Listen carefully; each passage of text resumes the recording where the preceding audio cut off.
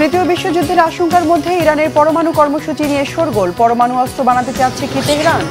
যুক্তরাষ্ট্র, অস্ট্রেলিয়া সহ দেশে দেশে আদানি গ্রুপের বিরুদ্ধে ব্যবস্থা, ফায়দা নিতে পারবে কি বাংলাদেশ? পাকিস্তানের খাইবার পাখতুনখোয়া উপজাতি গোষ্ঠীর দ্বন্দ্বে নিহত ৮০ জনেরও বেশি, অস্ত্রবিরতির আহ্বান। আসসালামু আলাইকুম, দেখছিলেন Banglavision world news headline. Ukraine, Russia আর ইসরায়েল ফিলিস্তিন সহিংসতার জেরে মধ্যপ্রাচ্য আর ইউরোপে যুদ্ধের ব্যাপক বিস্তার, এমনকি তৃতীয় বিশ্বযুদ্ধের আশঙ্কার মধ্যেই পরমাণু কার্যক্রম বাড়ানোর ঘোষণা দিয়েছে ইরান। উদ্বেগ জানিয়ে এরই মধ্যে প্রতিক্রিয়া দিয়েছে ইসরায়েল ও পশ্চিমা দেশগুলো। কৌশলী এই ঘোষণায় কি আসলেই পরমাণু অস্ত্র তৈরির পথে হাঁটতে যাচ্ছে তেহরান? হিজাল জুবাইরের ডেস্ক রিপোর্টে বিস্তারিত। ইসরায়েল ও পশ্চিমা দেশগুলোর সাথে উত্তেজনার মাঝেই নাটকীয়ভাবে নিজেদের পরমাণু কার্যক্রমের পরিসর বাড়ানোর ঘোষণা দিয়েছে ইরান। ইউরেনিয়াম পরিশোধন আরও উন্নত পর্যায়ে নেওয়া হবে বলে জানিয়েছে তারা। এজন্য ব্যবহার করা হবে অত্যাধুনিক প্রযুক্তির ইউরেনিয়াম সেন্ট্রিফিউজ। সম্প্রতি ইরানের পারমাণবিক কর্মসূচির হালনাগাদ জানতে international atomic energy agency IAEA এর প্রধান রাফায়েল গ্রসি দেশটি সফর করেন। তার ওই সফর ঘিরে IAEA ও পশ্চিমা দেশগুলোর সাথে নতুন করে উত্তেজনা দেখা দিয়েছে তেহরানের। এরই মাঝে পারমাণবিক চুক্তির শর্ত না মানার অভিযোগে IAEA এর পরবর্তী বৈঠকে ইরানের বিরুদ্ধে ব্যবস্থা নেয়ার আহ্বান জানিয়েছে ফ্রান্স, জার্মানি, যুক্তরাজ্য। তবে জাতিসংঘের এই পরমাণু সংস্থা ও পশ্চিমাদের অবস্থান প্রত্যাখ্যান করেছে তেহরান। ইরানের ব্যাপারে বিধিনিষেধের বেড়াজাল তোলার জন্য IAEA যে প্রস্তাব এনেছে সেটিকে অন্যায্য ও সংঘাতপূর্ণ বলে অভিযোগ করেছে তারা। তাদের মতে পশ্চিমাদের প্ররোচনায় এটি রাজনৈতিক উদ্দেশ্য প্রণোদিত। এক যৌথ বিবৃতিতে ইরানের পররাষ্ট্র মন্ত্রণালয় ও আণবিক শক্তি সংস্থা জানিয়েছে, এরই মাঝে ইউরেনিয়াম পরিশোধন বাড়াতে উল্লেখযোগ্য সংখ্যক সেন্ট্রিফিউজ সক্রিয় করার নির্দেশ দেওয়া হয়েছে। ইরানিদের স্বার্থ ও জাতীয় সুরক্ষার প্রশ্নে এই পদক্ষেপ নেওয়া হয়েছে বলে জানায় তারা। এদিকে ইরান ইউরেনিয়াম পরিশোধনের মাত্রা বাড়িয়ে পারমাণবিক অস্ত্র বানাতে যাচ্ছে বলে আশঙ্কা পশ্চিমা দেশগুলোর। এ নিয়ে গভীরভাবে উদ্বিগ্ন ইসরায়েল। তেহরান যাতে পারমাণবিক অস্ত্র বানানোর পথে যেতে না পারে সেজন্য কঠোর হতে IAEA এর প্রতি আহ্বান জানাচ্ছে তারা। অন্যদিকে এর আগে নিজেদের পরমাণু কর্মসূচি নিয়ে কোনো আপোষ করবে না বলে জানায় তেহরান। সম্প্রতি সর্বোচ্চ নেতা আয়াতুল্লাহ আলী খামেনির পরামর্শক মোহাম্মদ জাভেদ লারিজানি বলেন, তেহরান আর পশ্চিমাদের সাথে করা পরমাণু চুক্তির শর্ত মানতে বাধ্য নয়। আক্রান্ত হওয়ার হুমকি দেখা দিলে ইরান নিজেদের পারমাণবিক নীতিতে বদল আনবে। বিশেষজ্ঞরা বলছে, ইউরেনিয়াম পরিশোধনের মাধ্যমে ইরান চাইলে কয়েক সপ্তাহের মধ্যেই পারমাণবিক অস্ত্র তৈরি করার সক্ষমতা অর্জন করবে। সেক্ষেত্রে যুদ্ধ ও অস্থিতিশীলতার মধ্যে থাকা মধ্যপ্রাচ্যের পরিস্থিতি আরও ভয়াবহ হয়ে উঠবে বলে গভীর উদ্বেগ উৎকণ্ঠা ছড়িয়ে পড়েছে। হিজাল জুবায়ের, বাংলাভিশন। জর্ডানে ইসরায়েলি দূতাবাসে হামলা হলেও বড় ক্ষয়ক্ষতির হাত থেকে বাঁচিয়ে দিয়েছে পুলিশের রক্তক্ষয়ী প্রতিরোধ। এতে হামলাকারী একজন নিহত আর ৩ পুলিশ সদস্য আহত হয়েছেন। রবিবার সরকারি বিবৃতি জানানো হয়েছে, রাজধানী আম্মানের কাছাকাছি রাবেয়া শহরতলিতে ইসরায়েলের দূতাবাস ভবনে হামলা হয়েছে। একে সন্ত্রাসী হামলা বলেছেন জর্ডানের স্বরাষ্ট্রমন্ত্রী। পুলিশের টহল দলের সাথে হামলাকারীর পাল্টাপাল্টি গুলিবর্ষণে এই হতাহতের ঘটনা হয়েছে। হামলার পরপরই দূতাবাসের কাছাকাছি আবাসিক এলাকা ঘিরে তল্লাশি চালিয়েছে আইনশৃঙ্খলা বাহিনী। গত বছর গাজায় আগ্রাসন শুরুর পর থেকেই দূতাবাস ঘিরে ইসরায়েল বিরোধী শান্তিপূর্ণ প্রতিবাদ কর্মসূচি পালন করা হচ্ছে নিয়মিত। 1948 সালে ইসরায়েল রাষ্ট্র সৃষ্টি আর যুদ্ধের পর বাস্তুচ্যুত ফিলিস্তিনিদের একটি বড় অংশ জর্ডানে আশ্রয় নিয়েছিলেন। এরই ধারাবাহিকতায় জর্ডানে বর্তমানে কয়েক প্রজন্ম ধরে বসবাস করছেন 1,20,00,000-এর বেশি ফিলিস্তিনি। ইসরায়েলের হামলায় ফিলিস্তিনের গাজায় অন্তত 35 ও লেবাননে কমপক্ষে 55 জনকে হত্যা করেছে ইসরায়েলি বাহিনী। উত্তর ইসরায়েলের ড্রোন ও রকেট হামলা অব্যাহত রেখেছে লেবাননের হিজবুল্লাহ যোদ্ধারা। গাজা নুসেইরাত আল ফারুক মসজিদ ও কামাল আদওয়ান হাসপাতাল সহ বেশ কয়েকটি স্থানে হামলা চালিয়েছে নেতানিয়াহু বাহিনী। এর মধ্যে বোমা হামলায় আহত হয়েছেন কামাল আদওয়ান হাসপাতালের পরিচালক ডাক্তার হুমাস আবু সাফিয়া। গাজায় হত্যাযজ্ঞের পাশাপাশি উচ্ছেদ অভিযান অব্যাহত রেখেছে ইসরায়েলি সেনারা। এমন পরিস্থিতিতে হামাসের হাতে জিম্মি এক নারী নিহতের পর আবারও আন্দোলনে উত্তাল ইসরায়েলের রাজধানী তেল আবিব। আন্দোলনকারীদের দাবি, গাজায় যুদ্ধবিরতি বাস্তবায়নের মাধ্যমে বাকি জিম্মিদের ফিরিয়ে আনা হোক। এদিকে লেবাননের রাজধানী বৈরুতে একটি 8তলা আবাসিক ভবন পুরোপুরি গুঁড়িয়ে দিয়েছে ইসরায়েলি সেনারা। এতে অন্তত 20 জন নিহত ও 66 জন আহত হয়েছেন। পূর্ব লেবাননে আরও 13 জনকে হত্যা করেছে ইসরায়েলি বাহিনী। দফায় দফায় পাল্টা রকেট ও ড্রোন হামলা চালাচ্ছে হিজবুল্লাহ যোদ্ধারা। শনিবার মধ্যরাত থেকে উত্তর ইসরায়েলে অন্তত 34টি হামলা চালিয়েছে ইরান সমর্থিত গোষ্ঠীটি। ফিলিস্তিনের প্রতি সহানুভূতি জানিয়ে সামরিক জোট নেটো বিরুদ্ধে প্রতিবাদ কর্মসূচি পালিত হয়েছে কানাডায়। গণহত্যা চালাতে ইসরায়েলকে সামরিক সহায়তা দেওয়ার অভিযোগে নেটো জোট থেকে কানাডাকে বের হয়ে আসার আহ্বান জানিয়েছেন শত শত বিক্ষোভকারী। এদিকে রক্তপাত বন্ধে মন্ট্রিল যখন বিক্ষোভে উত্তাল, তখন টরন্টোর টেইলর সুইফটের কনসার্টে প্রধানমন্ত্রী জাস্টিন ট্রুডো মশগুল থাকার ঘটনায় শুরু হয়েছে সমালোচনা। বিস্তারিত ডেস্ক রিপোর্টে। মন্ট্রিয়ালে প্যালেস্টাইনের প্রতি সহানুভূতি জানিয়ে কানাডাকে ন্যাটো থেকে বেরিয়ে আসার আহ্বান জানিয়েছে শত শত বিক্ষোভকারী। এ সময় তারা প্যালেস্টাইনের পতাকা হাতে বিভিন্ন রকম স্লোগান দিতে থাকে। চলতি সপ্তাহে কানাডার মন্ট্রিয়ালে ইউক্রেন, জলবায়ু পরিবর্তন এবং ন্যাটো জোটের ভবিষ্যৎ নিয়ে আলোচনা করতে জড়ো হন ন্যাটো সদস্য দেশ এবং অংশীদার দেশগুলোর প্রতিনিধিরা।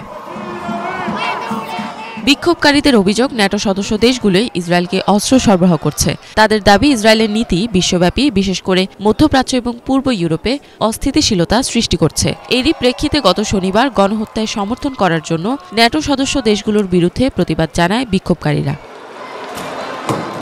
ওদিকে শুক্রবারের বিক্ষোভে গাড়ি পোড়ানো এবং কাঁচ ভাঙার মতো ঘটনাও ঘটেছে। এই ঘটনার পর কানাডার প্রধানমন্ত্রী জাস্টিন ট্রুডো সহ অন্যান্য রাজনৈতিক নেতারা বিক্ষোভকারীদের বিরুদ্ধে কড়া ভাষায় প্রতিবাদ জানিয়েছেন। তাদের কার্যকলাপকে অ্যান্টিসেমিটিজম এবং ঘৃণার প্রকাশ হিসেবে চিহ্নিত করেছেন। অনেক বিক্ষোভকারী গ্রেপ্তার হয়েছেন, তবে তারা স্পষ্টভাবে জানিয়েছেন তাদের প্রতিবাদ দেশের জনগণের বিরুদ্ধে নয়, ইসরায়েলের সরকারের বিরুদ্ধে।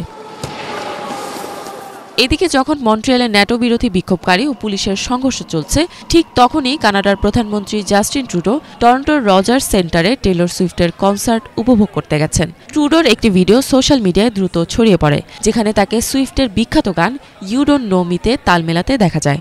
সমালোচকরা বলছেন, এমন সময় প্রধানমন্ত্রী কনসার্ট উপভোগ করছেন যখন তার দেশে সহিংস বিক্ষোভ চলছে। ইফাত জাহান, বাংলাভিশন। এবারও আশানুরূপ সুখবর ছাড়াই শেষ হলো বিশ্ব জলবায়ু সম্মেলনের অধিবেশন। চরম দর কষাকষির পর জলবায়ু সংকটে ঝুঁকিতে থাকা দরিদ্র দেশগুলোকে প্রতি বছর 30,000 কোটি বা 300 বিলিয়ন মার্কিন ডলার দিতে রাজি হয়েছে দূষণকারী ধনী দেশগুলো। আজারবাইজানে জাতিসংঘ জলবায়ু সম্মেলন শুক্রবার শেষ হওয়ার কথা থাকলেও মেয়াদ বাড়ানোর পর রবিবার ক্ষতিগ্রস্ত দেশগুলোকে অর্থায়নের বিষয়ে চুক্তি করতে একমত হন প্রায় 200 দেশের প্রতিনিধিরা। চুক্তি অনুযায়ী 2035 সাল পর্যন্ত দরিদ্র দেশগুলোকে প্রতি বছর অন্তত 30,000 কোটি ডলার দেবে ধনী দেশগুলো। এই অর্থ দরিদ্র দেশগুলোর অর্থনীতিকে আরও পরিবেশ বান্ধব করতে আর জলবায়ু সংকটের কারণে সৃষ্ট দুর্যোগ মোকাবেলায় খরচ করা হবে। বর্তমানে এই তহবিলে প্রতি বছর 10,000 কোটি বা 100 বিলিয়ন ডলার জমা দিচ্ছে ধনী দেশগুলো। জলবায়ু চুক্তিকে স্বাগত জানিয়েছেন সম্মেলনে ইউরোপীয় ইউনিয়নের প্রতিনিধি ওপকে ওয়েক্সট্রা। এর আগে শনিবার COP29 এর আসরে প্রয়োজনীয় অর্থ বরাদ্দ না দেওয়ার অভিযোগ তুলে সম্মেলন বর্জনের ঘোষণা দেয় ক্ষতিগ্রস্ত দেশগুলো। পরে দীর্ঘ আলোচনার পর চুক্তিতে একমত হয় দূষণে অভিযুক্ত ধনী দেশগুলো। শুধু বাংলাদেশে নয়, চুক্তির অস্বচ্ছতা আর জালিয়াতি মামলায় বিভিন্ন দেশে আইনি ঝামেলায় জড়িয়ে পড়েছে ভারতীয় ধনকুবের গৌতম আদানির আদানি গ্রুপ। গত সপ্তাহে আদানির সাথে 2টি চুক্তি বাতিল করেছে কেনিয়া। গ্রেফতারি পরোয়ানা জারি করেছে যুক্তরাষ্ট্র। এমন পরিস্থিতিতে বাংলাদেশেও আইনি ঝামেলায় জড়ানো আদানি গ্রুপ চাপে পড়বে বলে মনে করছেন সংশ্লিষ্টরা। বিস্তারিত মীর ফজলে রাব্বির ডেস্ক রিপোর্টে। বিত্ত আর বৈভবে ফুলে ফেপে উঠে পেয়েছিলেন বিশ্বের দ্বিতীয় সর্বোচ্চ ধনী হওয়ার তকমা। তার স্বপ্ন ছিল বিশ্বের বিভিন্ন দেশে গড়ে তুলবেন জ্বালানি ও অবকাঠামো সাম্রাজ্য। তবে এবার তার সেই স্বপ্ন বড়সড় এক হোঁচট খেয়েছে বলা যায়। ঘুষ লেনদেনের অভিযোগে বেশ বিপাকেই পড়েছেন ভারতীয় শতকোটিপতি Gautam Adani. Are very strong, our balance sheet is healthy. ভারতীয় ধনকুবের আদানি গ্রুপের প্রতিষ্ঠাতা গৌতম আদানির বিরুদ্ধে গ্রেপ্তারি পরোয়ানা জারি করেছে নিউ ইয়র্কের একটি আদালত। ঘুষ লেনদেনের মাধ্যমে কয়েকশো কোটি ডলারের সৌরবিদ্যুৎ প্রকল্প হাতিয়ে নেওয়ার অভিযোগে এ পরোয়ানা জারি করা হয়। তারপরই ভারতের আদানি গ্রুপের সঙ্গে 250 কোটিরও বেশি মার্কিন ডলারের দুটি চুক্তি বাতিলের ঘোষণা দিয়েছে আফ্রিকার দেশ Kenya. The recently concluded Ketraco transmission in public.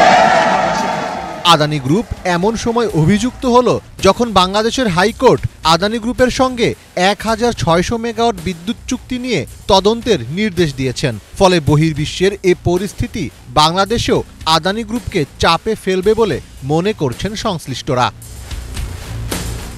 Adani ও শেখ হাসিনা সরকারের মধ্যে এই জ্বালানি চুক্তি শুরু থেকেই বিতর্কিত ছিল, কারণ এটি অন্যান্য চুক্তির মতো টেন্ডারের মাধ্যমে হয়নি। তবুও অন্তর্বর্তী সরকার ইতিবাচক মনোভাব নিয়ে সংলাপ চালানোর চেষ্টা করেছিল। বিশেষজ্ঞদের মতে যুক্তরাষ্ট্রের মামলা হওয়ার পর সংলাপের সেই সুযোগ কমে যেতে পারে, কারণ বাংলাদেশ এখন আদানি গ্রুপের উপর আরও বেশি চাপ প্রয়োগের সুযোগ পেয়েছে, আর সেটি বাংলাদেশ করতে পারে মূল্য সংক্রান্ত নতুন সমঝোতার জন্য। জানা যায় 2017 সালে হাসিনার শাসনামলে চুক্তি হওয়া এই প্রকল্পের জন্য আদানি ভারত সরকারের কাছ থেকে ভর্তুকি পেলেও এর সুবিধা বাংলাদেশকে দেয়নি। এছাড়া রামপাল ও চট্টগ্রামের বাঁশখালীর বিদ্যুৎ কেন্দ্রে ব্যবহার করা কয়লার দাম টন প্রতি $75 ও $80 হলেও আদানি টন প্রতি নিয়েছে $96 দরে। পরে পিডিবি দর নিয়ে আপত্তি জানালে দাম কমাতেও রাজি হয় তারা। ফলে বর্তমান পরিস্থিতিতে দাম দর নিয়ে পুনরায় আলাপ আলোচনার সুযোগ এসেছে বাংলাদেশের সামনে। অভিযোগ রয়েছে যে হিন্দু জাতীয়তাবাদী প্রধানমন্ত্রী নরেন্দ্র মোদীর সঙ্গে ঘনিষ্ঠ সম্পর্কের কারণে গৌতম আদানি নানা সুযোগ সুবিধা পেয়ে আসছিলেন। আদানি অভিযুক্ত হলেও ভারত সরকার এখনও কোনো মন্তব্য করেনি। গৌতম আদানি নানা খাতে তার সাম্রাজ্যের বিস্তার করেছেন। কয়লা থেকে শুরু করে বিমানবন্দর, সিমেন্ট ও গণমাধ্যমে তার বিনিয়োগ রয়েছে। তার স্বার্থ ছড়িয়ে ছিটিয়ে রয়েছে Australia, Bangladesh, Bhutan, Israel, Sri Lanka, Tanzania ও নেপালে। তবে বিভিন্ন গণমাধ্যমের প্রতিবেদন থেকে জানা গেছে গ্রেপ্তারি পরোয়ানা জারির খবর চাউর হওয়ার সঙ্গে সঙ্গে মুম্বাই স্টক এক্সচেঞ্জে আদানি গ্রুপের শেয়ারের দামও তলানিতে পৌঁছেছে। এদিকে কেনিয়ার সঙ্গে চুক্তি বাতিলও বাংলাদেশ প্রসঙ্গে মানসিকভাবে আদানিকে যথেষ্ট চাপে রাখবে। তাই বর্তমান পরিস্থিতি কাজে লাগিয়ে নিজেদের স্বার্থ হাসিলে কতটুকু সফল হবে বাংলাদেশ, সেটিই এখন দেখার বিষয়। মীর ফজলে রাব্বি, বাংলা ভিশন। পাকিস্তানের খাইবার পাখতুনখাওয়া প্রদেশে শিয়া সুন্নি উপজাতি গোষ্ঠীর পাল্টাপাল্টি হামলায় অন্তত 80 জন নিহতের জেরে শান্তি ও স্থিতিশীলতা ফেরানোর স্বার্থে অবিলম্বে অস্ত্রবিরতির আহ্বান জানিয়েছে সরকার। রবিবার সরকারি বিবৃতিতে জানানো হয়েছে, শনিবার কুররাম জেলায় 2 দফা হামলায় অন্তত 30 জনকে গুলি করে ও আগুনে পুড়িয়ে হত্যা করা হয়েছে। সংকটজনক পরিস্থিতিতে জরুরি বৈঠক করেছেন খাইবার পাখতুনখাওয়া প্রদেশের মুখ্যমন্ত্রী আলী আমিন গান্দাপুর, প্রাদেশিক আইনমন্ত্রী আফতাব আলম আফ্রিদি সহ আইনশৃঙ্খলা বাহিনীর ঊর্ধ্বতন কর্মকর্তারা। পরিস্থিতি পর্যালোচনা করে অবিলম্বে অস্ত্রবিরতি কার্যকর করতে উপজাতি গোষ্ঠীর নেতাদের সাথে যোগাযোগে নির্দেশ দেওয়া হয়েছে। গত শুক্রবার থেকে স্থানীয় বাগান, আলিজান সহ একাধিক উপজাতি গোষ্ঠীর তরুণ ও যুবকরা গোলাগুলিতে জড়িয়ে পড়ে। 3 দিনে নিহত হয় অন্তত 80 জন, গুলিবিদ্ধ হয়েছেন 150 জনেরও বেশি। শুক্রবার রাতে আগুন দেওয়া হয় বাড়িঘর আর ব্যবসা প্রতিষ্ঠানে। এর আগে পুলিশ পাহারায় থাকা সুন্নি মুসলিমদের গাড়ির বহরে গুলি করে হত্যা করা হয় অন্তত 45 জনকে। এ নিয়ে গত সেপ্টেম্বর থেকে আফগানিস্তান সীমান্তবর্তী অঞ্চলে গোষ্ঠীগত সহিংসতায় অন্তত 135 জন নিহত হয়েছেন। যুক্তরাষ্ট্রের নবনির্বাচিত প্রেসিডেন্ট ডোনাল্ড ট্রাম্প তার দীর্ঘ সময়ের ঘনিষ্ঠ সহযোগী ব্রুক রলিন্সকে কৃষিমন্ত্রী পদে মনোনয়ন দিয়েছেন। শনিবার সন্ধ্যার দিকে কৃষিমন্ত্রী পদে রলিন্সের নাম ঘোষণা করেন ট্রাম্প। মার্কিন কৃষকদের রক্ষায় ব্রুক গুরুত্বপূর্ণ ভূমিকা রাখবেন বলে মনে করছেন ট্রাম্প। সিনেটের অনুমোদনের পর কৃষিমন্ত্রী হিসেবে রলিন্স খামারের ভর্তুকি, কেন্দ্রীয় সরকারের পুষ্টি কর্মসূচি, মাংস খাতে পরিদর্শন ছাড়াও খামার, খাদ্য ও বনজ শিল্পের অন্যান্য দিক তত্ত্বাবধান করবেন। রলিন্স গবেষণা প্রতিষ্ঠান আমেরিকা ফার্স্ট পলিসি ইনস্টিটিউটের সহ প্রতিষ্ঠাতা ও প্রধান হিসেবে কাজ করছেন। এছাড়া রলিন্স হোয়াইট হাউসের অভ্যন্তরীণ নীতি কাউন্সিলের ভারপ্রাপ্ত পরিচালক হিসেবেও দায়িত্ব পালন করেছেন। রলিন্সের এই মনোনয়নের মধ্য দিয়ে ট্রাম্পের পরবর্তী প্রশাসনের সবগুলো পদের নাম ঘোষণা শেষ হয়েছে। নিয়োগ চূড়ান্ত করতে সবারই সিনেটের অনুমোদন লাগবে। এই ছিল আজকের মতো, সাথে থাকায় ধন্যবাদ।